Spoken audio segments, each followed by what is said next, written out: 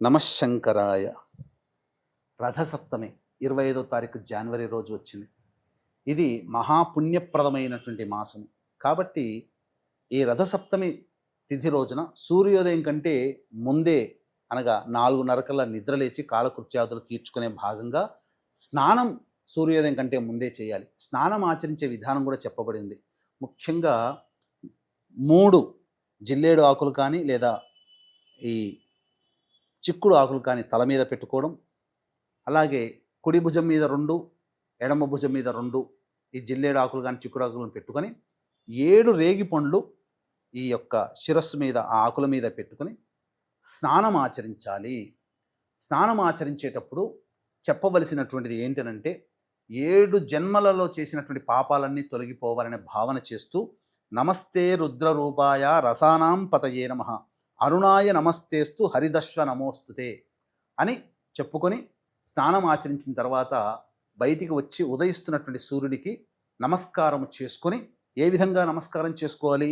సప్త సప్తివహ ప్రీత సప్తలోక ప్రదీపన సప్తమీ సహితో దేవ గృహాణార్ఘ్యం దివాకర అని నమస్కారం చేసుకొని సూర్యునికి 6 సార్లు అర్ఘ్యం ఇచ్చిన తరువాత తదనంతరం విష్ణు అష్టోత్తరము సూర్య అష్టోత్తర పారాయణం చేసి అప్పుడు ఇంట్లో నైవేద్యముగా పెట్టినటువంటి బెల్లం పాయసాన్ని చిక్కుడు ఆకులలో పెట్టి ఒకసారి సూర్యుడికి నమస్కారంగా సూర్యుడికి చూపించి నమస్కారం చేసి అప్పుడు ఆ ప్రసాదాన్ని అందరూ కుటుంబ సభ్యులు భుజించాలి. ఇది ఆ రోజంతా ఉపవాస నియమాన్ని పాటించాలి. ఇది చెప్పబడినటువంటిది.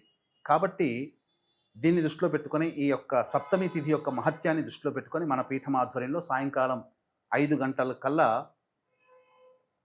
మీ జాతకరీత్యా కలుగు అన్ని రకాల సమస్యల నివారణకి ఈ దశమహావిద్య హోమాలలో భాగంగా ప్రత్యంగిర బగలాముఖి రాజశ్యామల వారాహి ధూమవతి హోమాలు, అలాగే మేష మిథున కర్కాటక సింహ కన్య వృశ్చిక ధనస్సు కుంభ మీన రాశిలో జన్మించిన వారికి శనిదోష నివారణార్థమై శనీశ్వర హోమాలు, మృత్యుంజయ సుదర్శన హోమాలు జరిపించి శక్తిపాతము చేసినటువంటి కరుంగలి మాల ఇవ్వడం జరుగుతుంది.